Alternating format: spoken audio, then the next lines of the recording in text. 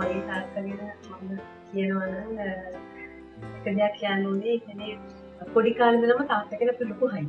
එන්නේ හැම පැත්තෙම අපිට අපේ පවුලට කෙනෙක් මටයි අපේ නංගිට විතරක් නෙවෙයි අපේ තාත්තගේ කෙනෙක් නංගිලගේ දරුවන්ට පවුලේ සියලුම දරුවන්ට ලොකු හයියක්.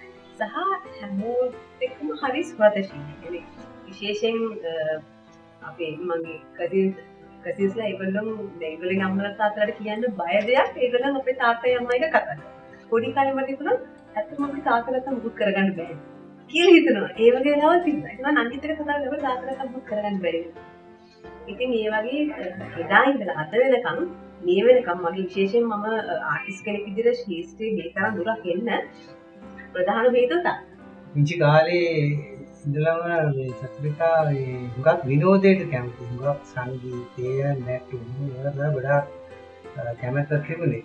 නමුත් අපේ බලාපොරොත්තු තිබුණේ ඒ අංශයෙන් යන්නේ මේ විදිහට උගන්වලා සමාජයේ හොඳ කාන්තාවක් කරන්න තමයි අපේ බලාපොරොත්තු වුණේ මේ කලා පැත්තෙන් නෙමෙයි. ඉතින් මම කියන්නේ තාත්තා කියන්නේ මට ජීවිතේ විශේෂ කෙනෙක්. අම්මත් එහෙමයි. ඉතින් මේ තාක්ෂණයකට මගේ ජීවිතේ හැම සුබ කටයුත්තකදීම මගේ ජීවිතයේ හැම ප්‍රශ්නකදීම තාත්තා යන්නේ මගෙත් කැමදාම ඉන්නේ. හැමතිස්සෙම. ඉතින් මේ තව දෙයක් කියනවනම් තාත්තා කවදාවත් මට ගහන්නේ. මෙහෙමයි කියලා තාත්තා දුරට එක දවසක මට ගහන්නේ. අම්මලා කාලා තියෙන හොතට. නමුත් තාත්තා කවදාවත් මට ගහන්නේ නැහැ. ඉතින් මට මතකයි කියන්නේ පොඩි දවස්වල අපි චූටි කාලේ අපේ තාත්තා මේ අපිත් එක්ක කියන්නේ අපිට කොච්චර සැර කරන්න අවශ්‍ය වුණත් තාත්තා එයා අපිට සැර කරන්නේ නැහැ. එයා අම්මට කියන අපි මොනවාරි වැරද්දක් කරනවා නම් අන්න අර දේ හදන්න කියලා. පුංචි කාලේ ඉඳලා මෙයා බොහොම කැමති මේ සංගීතයට.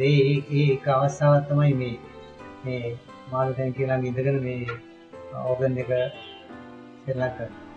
ඒ වගේම රංගපාන්න පුංචි කාලේ ඉඳන් හැකියාවක් තිබුණ නිසා තමයි ඒ එක අවස්ථාවක් තමයි මේ පාසලේ ගිහිල්ලා මේ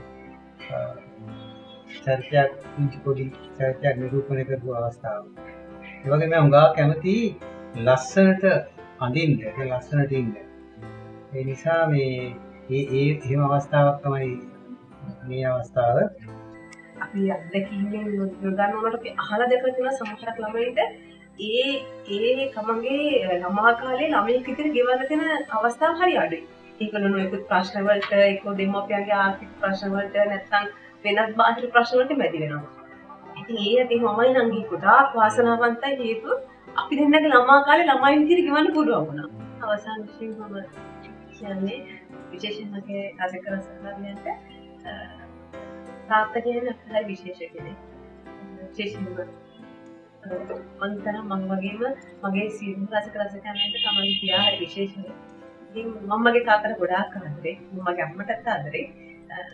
මම තාත්තට ගොඩාක් ආදරේ. ඉතින් මම හිතනවා මගේ ආදරේ රසිකය තමන්ගේ දෙමව්පියන්ට ඒ අවශ්‍ය ගරුත්වය සැලකිල්ල ඔවුන් තමන්ට කුඩා කාලේදී තමන් වෙනුවෙන් කැප කරපු කැපකිරීම ඔවුන් බලවේටපත් වුණාම ඒ කැපකිරීම අපි ඔවුන් වෙනුවෙන් කරන්නේ. ඉතින් ඒ කියන දේ ඒ කියන පණිවිඩය මම මගේ රසිකයන්ට අද දවසේ